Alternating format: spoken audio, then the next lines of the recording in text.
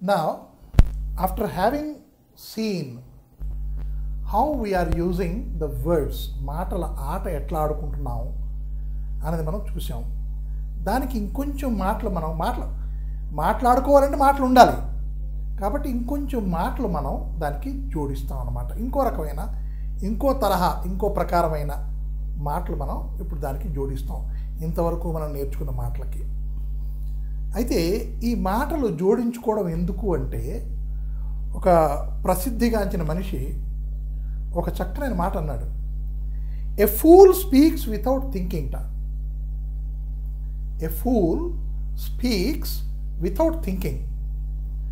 ఎ wise man thinks before speaking. ఆ స్పీకింగ్కి అంత తేడా ఉన్నది. మనం ఏదో ఒకటి నోట్లో వచ్చింది మాట్లాడేయకూడదు. మాట్లాడే ముందు మనం ఆలోచించి మాట్లాడాలి. ఆలోచించి మాట్లాడితే ఆ మాటల ఆట అన్నది చాలా చక్కగాను విజయవంతంగా జరిగిపోతుంది. ఆ మాటల ఆట అనుకునేటప్పుడు మనం కొన్ని పదాలు నేర్చుకున్నాం. ఇటు చేసి అటు చేసి అన్ని ఇటుపక్క అటుపక్క అది కొన్ని పదాలు నేర్చుకున్నాం, శబ్దాలు నేర్చుకున్నాం. ఇప్పుడు ఆ శబ్దాలకి మరికొన్ని శబ్దాలు మనం నేర్చుకోవాలి. అట్లాంటి శబ్దాలు మన తెలుగులో ఉన్నాయా లేవా? ప్రతి భాషలోనూ కూడా శబ్దాలు అన్నవి సమానమే. Words are equal in every language. Maybe it a verb, maybe it a noun or something what's ever, it is there in every language. నా మీ ఎదుర్కొన్నాను కొన్ని మాటలు రాశాను, కొంచెం చూడండి. రాముని చేత, రాముని కొరకు, రాముని వలన, ఈ మూడు మనం తీసుకున్నాం అనుకోండి. ఆ మూడు ఒకే అర్థాన్ని ఇస్తున్నాయా వాక్యంలో? కానీ ఇక్కడ రాముడు అన్న పదం అన్నది మూడిట్లో కూడా సమానంగానే ఉన్నది. Common word it is. What is the uncommon word? చేత, కొరకు, వలన. దీనివల్ల ఆ సెంటెన్స్ తాలూకా మీనింగ్ చేంజ్ అయిపోతుంది. The meaning of the sentence, use of the sentence is getting changed because of a one word. What is that word? We have to know. Earlier we learned many other words. How to use them also we have seen. Now we are learning certain words. Likewise here in Telugu I have written cheta, koraku, valana, yokka, lona, nundi, ki, daggara, if not vadda, and there if you see dwara and prakka. What are these? We have to analyze. Whenever we hear a word, we have to analyze. That listening capacity we have to increase.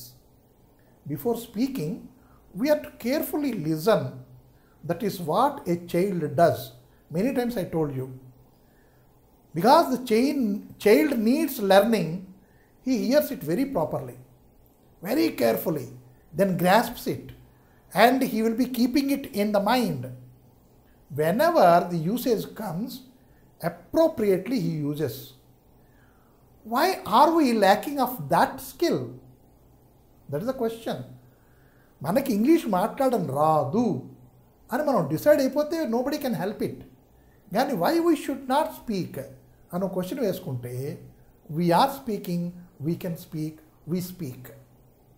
Right? అయితే ఇప్పుడు కొన్ని పదాలు చెప్పాను ఇక్కడ. ఈ రాముని చేత, రాముని కొరకు, రాముని వలన, రాముని యొక్క, వీటి వల్ల సెంటెన్సు మీనింగే కంప్లీట్గా చేంజ్ అయిపోతుంది. అది మనం కొంచెం జాగ్రత్తగా వినాలి. వీటిని మనం తెలుగులోనూ చెప్పాలి అంటే నాకు సిగ్గేస్తుంది. ఎందుకంటే తెలుగు కుర్రాడికి విభక్తి ప్రత్యయాలను తెలియదు. మొన్న ఒక ఎగ్జామినేషన్ జరిగితే కుక్క గోవు కాదు, కుందేలు పులి కాదు. చిన్న మాట వినండి, చిన్న పద్యమే అది. కుక్క గోవు కాదు, కుందేలు పులి కాదు, దోమ గజము కాదు దొడ్డదైన. 3 పదాలు ఇచ్చాడు అక్కడ, చూసారా? రైట్? దాంట్లోనూ ఆ కుర్రాడు 10th క్లాస్ కుర్రాడు, సార్ గోవంటి ఏంటి సార్ అని అడిగాడు. నేను నా మొహం ఎక్కడ పెట్టుకోవాలో, ఈ తలకాయ ఎక్కడ పెట్టుకోవాలో అర్థం కాలే. మనకి తెలుగే సరిగ్గా రాదు, మన భాష మనకి రాదు. మన భాష మీద మనకు పట్టుతూ ఉండాలి. ఉంటే ఇతర భాషల్లో మనం రాజ్యం ఏలిగలం. అది మనకి లేదు ఇక్కడ. ఎందుకు? మనకు ఆ వినికిడి తక్కువ. మన దగ్గరికి ఇలాంటి మంచి మంచి పద్యాలు కానీ, మంచి మంచి కావ్యాలు కానీ, మంచి మంచి మాటలు కానీ మన దగ్గరికి రావు. రోజు వచ్చే మాటలు ఏంటయ్యా అంటే, మా చిన్న కుర్రాడు ఉన్నాడు, మనవడు, చచ్చినడా అన్నాడు నిన్న. నేను చచ్చిపోయాను. ఇది ఎక్కడ విన్నాడు రా అని. చూడండి, చెడు వేగం అబ్బుతుంది, మంచి వేగరంగా అబ్బుదట. చెడు చక్కగా అబ్బేస్తుంది. అది మనం కొంచెం జాగ్రత్తగా పక్కన పెట్టి మంచి మాటలు అనేవి మనం తీసుకోవాలి. అయితే ఈ మంచి మాటలు ఏమిటి? దీనివల్ల దీని తాలూకు రూపం మారిపోతుంది కదా. ఇది మంచి మాట. ఏమిటా మాట? ప్రత్యయము అంటారు దాన్ని. విభక్తి ప్రత్యయం. ప్రథమా విభక్తి, ద్వితీయ విభక్తి, తృతీయ విభక్తి ఇవన్నీ ఉన్నాయి. మనం చెప్పుకోక్కర్లేదు గ్రామర్లోను. అలాగే ఇంగ్లీష్లో కూడా ఉన్నాయి. వాటిని ఏమని పిలుస్తారో మనకి ఇప్పుడు అనవసరం. అదే కూడా పక్కన పెట్టుకుంటే, ఈ సెంటెన్సెస్ ఫార్మేషన్ చేయడానికి మనం మాట్లాడుతున్నప్పుడు ఈ ప్రత్యయాలు ఎంతవరకు మనకి ఉపయోగపడుతున్నాయి అని చూసుకుంటే, ఇప్పుడు రాముని చేత అంటే రాముడు ఒక పని చేస్తున్నాడు అంటే బై రామ అని మనం రాసుకోవచ్చు. దీనికి రాముని చేత బై రామ, రాముని ద్వారా బై రామ. ఒక కార్యక్రమం జరిగిందండి రాముని వల్ల. అప్పుడు మనం ఎలా చెప్పుకుంటాం? రావణ కిల్డ్ బై రామ అని చెప్పుకుంటాం. ఆ బై అన్నది ఇక్కడ చేత అని మనం చెప్తున్నాం. So that by usage we should learn. ఎక్కడ మనం యూజ్ చేయాలి? ఒక పని కానీ ఒక ద్వారా జరిగింది అంటే అక్కడ మనం బై అని పెట్టుకోవాలి. రైట్? మనం నడుచుకుంటూ వెళ్తున్నాం, దాన్ని ఎలా చెప్తాం? I go by walking, I go by walk అని చెప్పుకుంటాం. అంటే నడక ద్వారా మనం వెళ్ళాము. ఈ బై యూసేజ్ మనకు తెలియకపోతే మనం అక్కడే ఆగిపోతాం. So this is a very important word here. ఒక మంచి బలవత్తరమైన శబ్దం అది. తర్వాత కొరకు, for. All the monkeys got themselves ready for Rama's victory. చూడండి, ఫర్. ఆ ఫర్ అనే పదం అక్కడ ఉపయోగించుకోకపోతే ఆ వాక్యంకి మీనింగ్ లేదు. All the monkeys got themselves ready for the victory of Rama. రాముని విజయము కొరకు వానరములన్నీ తయారైపోయినవి అని చెప్పుకున్నాం. కాబట్టి ఇక్కడ ఫర్ అనేది ఉపయోగించుకున్నాం. రాముని వలన సుగ్రీవుడు రాజ్యాభిషిక్తుడయ్యాడు. చూసారు, అక్కడ కారణం చెప్పుకున్నాం మనం. రాముని వల్లే అది అయింది అని. రాముడు లేకపోతే సుగ్రీవుడు అవలేడు. Sugriva became king due to Rama's help. వలన. చూసారా? అండ్ నెక్స్ట్, రాముని యొక్క ఒక సంబంధం మనం చూస్తున్నాం. అంటే belongingness. He belongs to such and such school అన్నాం. He belongs to saint Vivekananda school అనుకున్నాం అనుకోండి. ఇంత పెద్ద మాట్లాడాలా, ఇంత పెద్ద సెంటెన్స్ మనం పెట్టాలా?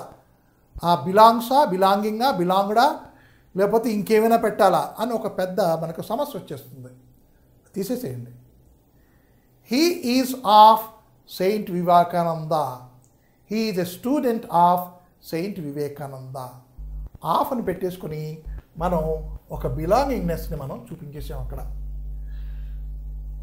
Sorry, here it is due to అని పెట్టుకున్నాం. రాముని వలన, రాముని వల్ల జరిగింది ఆ పని. లోన, రాముని లోన, రాముడు తనలో తనే బాధపడ్డాడు. With in himself are in to. ఈ లోన యొక్క మీనింగ్ మనం ఇంగ్లీష్లో in to and with in అని మనం 3 ప్రకారాలుగా చెప్పుకోవచ్చు. రామునిలో, ఇంట్లో, బాల్టీలో, చెంబులో ఎన్నో చెప్పుకుంటున్నాం కదా మనం. Whenever we are entering into, ఆ ఎంటరింగ్ అనగానే ఇంటూ అన్న పదం వచ్చింది చూడండి. Automatic it is. అంటే మనం ఒక జాగాలోకి ఎంటర్ అవుతున్నప్పుడు ఇది వాడుకుంటాం, ఇంటూ వాడుకుంటాం, not in. I entered in the room కాదు, I entered into the room. నాలో నేను, ఆ లో వచ్చింది, within myself usage. అలాగే in the books are in the bag, అది ఎగ్జిస్టెన్స్ చూపిస్తున్నది. అట్లాగే మనం లోన అన్నప్పుడు ఇవి ఉపయోగించుకుంటాం. తర్వాత రాముని నుండి, ఫ్రమ్ రామ.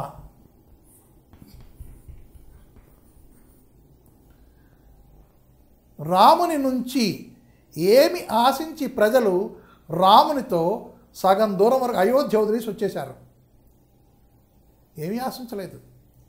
కానీ ఆశించి అన్నప్పుడు, రాముని నుండి ఆశించినప్పుడు we have to use from Rama what the subjects expected so that they walked some kilometres away from Ayodhya. చూడండి ఆ ఫ్రమ్ ఎలాగ ఉపయోగించబడింది అక్కడ, అది లేకపోతే వాక్యం లేదు. So these are the certain words we have to learn. more and more words, usage, keep them in the usage, hear them first, then we can put a very good language. Not only that, simply we are speaking so that people can understand. No, not that. పీపుల్ని వినేట్టుగా చేయాలి, అది భాష. ప్రజల చేత మన భాష వినేట్టుగా చేయాలి, అది భాష. ఒక చక్కని చిన్న పద్యం చెప్తాను చూడండి. ఒకటి, ఇక్కడ పెట్టి తింతనయుడు ఇక్కడ నాడుచు నుండే, తానెక్కడ నుండి వచ్చే గాలి సుతుడే మార్గము వట్టిపోయే, నేనెక్కడ జొత్తును అంచు విపులేక్షణ గోవు భంగి ధరణిన్వరాలెన్. పోతన గారు రాసేశారు ఆ పోయం. వినడానికి ఎలా ఉంది చూడండి. ఇక్కడ ఇక్కడ ఇక్కడ ఎక్కడ అని ప్రతి చోట ఇక్కడ రాశాడు. తనయుడన్నాడు ఒక చోట, అలాగే సుతుడన్నాడు ఇంకో చోట. అంటే వాడిన పదం వాడకుండా ఒక చోట భావాన్ని తెప్పించారు, రసాన్ని తెప్పించాడు, తర్వాత దానికి ఒక పెద్ద విశేషణం వినేట్టుగా చేయించాడు. ఆ వినేట్టుగా చేయించడం అన్నదే మన గొప్పతనం. మాట్లాడేటప్పుడు భాషకి రెండు what we call as two fold usage ఉంది భాషకి. అంటే రెండు విధాలుగా మనం వాడుకోవచ్చు భాషని. ఒకటి, మన మనోగత భావాలు చెప్పడానికి భాషను ఉపయోగిస్తాం.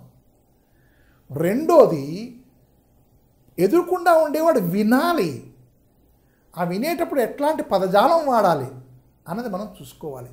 ఆ పదజాలం వాడాలి అంటే పదాలు కావాలి మనకి. పదాలు కావాలంటే ఇవన్నీ మనం నేర్చుకోవాలి, తెలుసుకోవాలి, వినాలి, ఎక్కువగా వింటూ ఉండాలి, ఎక్కువగా చదువుతూ ఉండాలి కూడా. సో నా వద్ద, రాముని దగ్గర, రాముని వద్ద, రైట్. అట్ రామ, అట్ అనేది పదం ఉపయోగించుకున్నాం. రాముని ద్వారా అంటే ఈ బై అని చెప్పుకున్నాం, కానీ విత్ కూడా మనం చెప్పుకోవచ్చును. విత్ రామ, రామునితో. ఆ రామునితో అన్నప్పుడు మనం ఈ విత్ రామ అని మనం చెప్పుకోవచ్చును. అలాగే ఇక్కడ రాముని ప్రక్క, బిసైడ్ రామ. ఇలాంటి చిన్న చిన్న చిన్న పదాలు ఉన్నాయి. అది పెద్ద పెద్ద పెద్ద మీనింగ్లు మనకి ఇచ్చేస్తాయి సెంటెన్స్లోను. అవి లేకపోతే ఖాళీ ఖాళీగా అనిపిస్తాయి. అవి లేకపోతే ఆ సెంటెన్స్లోను ఖాళీ ఖాళీగా అనిపిస్తాయి. ఆ ఖాళీని పూర్తించడానికి ఇవి మనం ఉపయోగించుకున్నాం. మనం ముఖ్యంగా మాట్లాడుకుంటున్నప్పుడు నేనేం చెప్పాను, మాటల సమాహారం అని చెప్పాను. అంటే ఓ మాటలో ఒక దండలాగా ఉంటుంది అని చెప్పాను. దాంట్లో పువ్వులను చెప్పాను, దారం చెప్పాను, సూది చెప్పాను. ఇప్పుడేం చెప్తున్నావు అయ్యా బాబు అంటే, మనకి పెళ్ళికి దండలు తయారు చేస్తారు చూడండి, దాంట్లో చెమ్కి ఉంటుంది చూసారా, ఆ చెమ్కి అన్నమాట ఇది. These words beautify the language, and so these are that decorative item in the garland. These are. Without these, we cannot understand the language. And so, I have presented these things today. Right? And within this, we are having many other things, many more things with it. What are these? These are called as prepositions.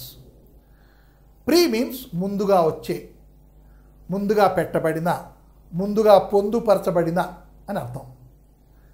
అంటే ఏంటి? By Rama, రాముని కన్నా ముందు పెట్టాం, రాముని కన్నా ముందు పెట్టాం. విత్ రామ, రాము కన్నా ముందు పెట్టాం.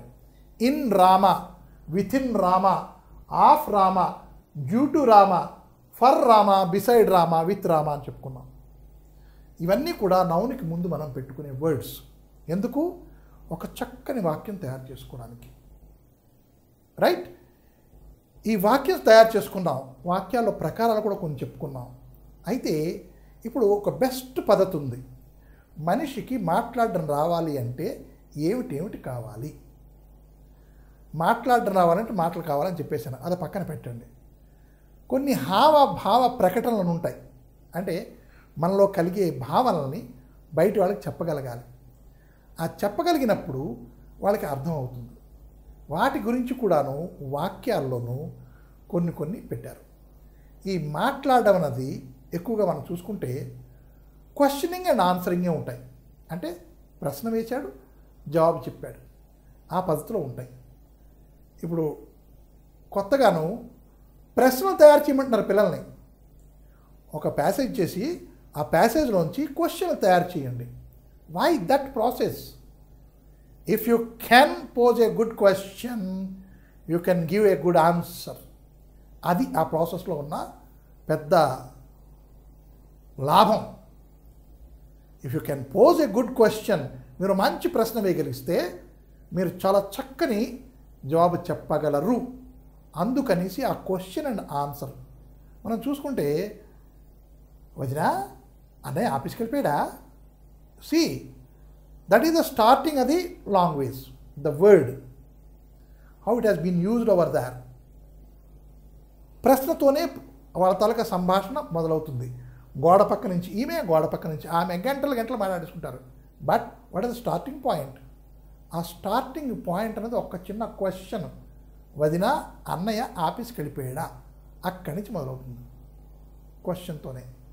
So if you can pose a good question, you are putting a very good answer అని ఇప్పుడు మనం ఒకటి తెలుసుకున్నాం. అంతైపోయిందా? కాదు. భావ ప్రకటన అన్నాం. ఎంత అందంగా ఉందో,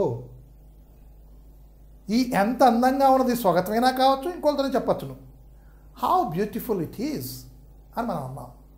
ఇది ఒకరితో అనుకున్నాం, లేదా మనలో మనం అనుకున్నాం. What ever so it is a kind of conversation. ఒక మాట్లాడే విధానంలోనూ అది మనం చెప్పుకున్నాం. రైట్? అయితే హౌ బ్యూటిఫుల్ ఇట్ ఈజ్ అని దాంట్లో వర్డ్స్ ఉన్నాయా? లేదు. But when I question, shall I take it for you అన్నాను అనుకోండి. Shall I take it for you అన్నప్పుడు ఈ ఫర్ అన్నది వచ్చిందా? Due to you I lose everything అని కొంచెం కోపంగా మన భావ ప్రకటన చేసాం. ఇది డ్యూ టు యూ లేదనుకోండి, ఆ భావ ప్రకటన అయిందా? అవుతుందా? అవదు.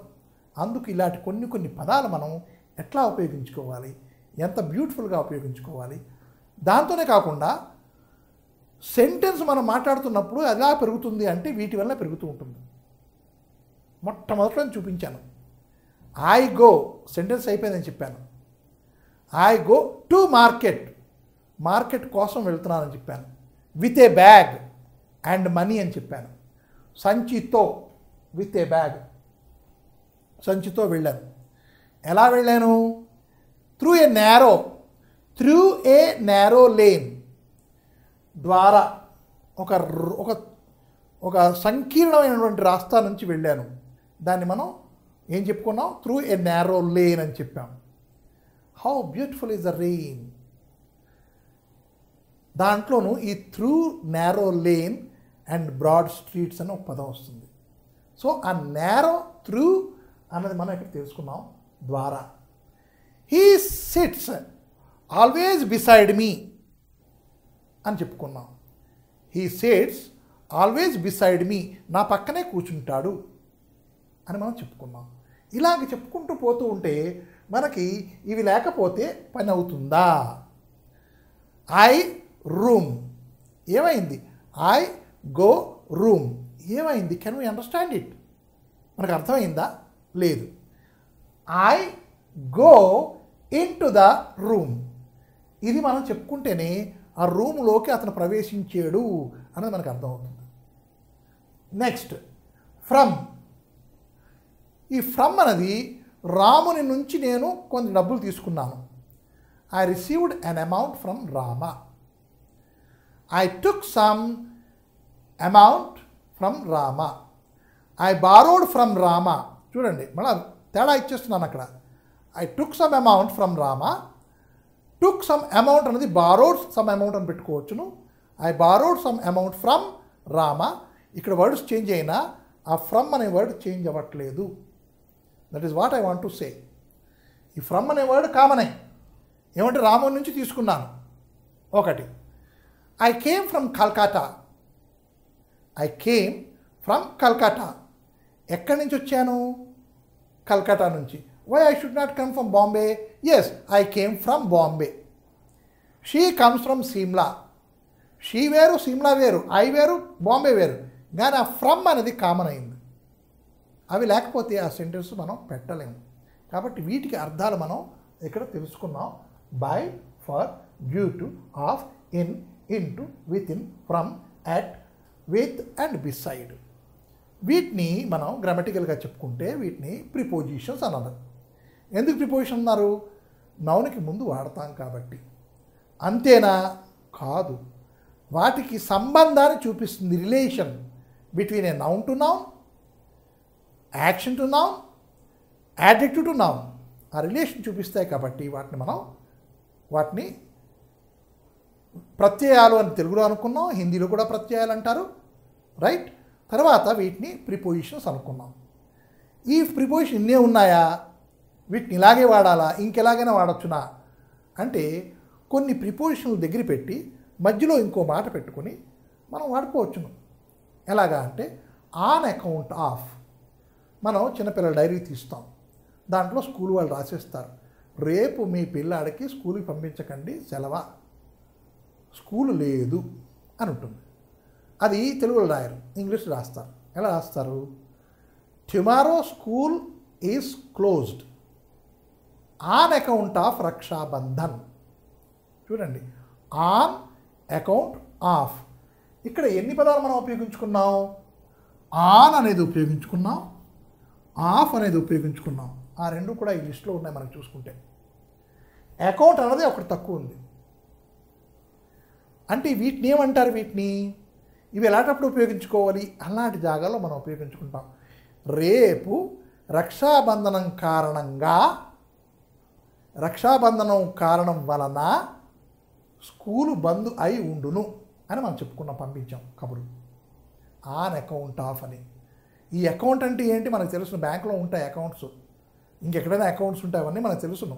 కానీ ఆ అకౌంట్కి ఈ అకౌంట్కి తేడా ఎంత వచ్చిందో చూడండి. ఎంత తేడా వచ్చింది? Because of this.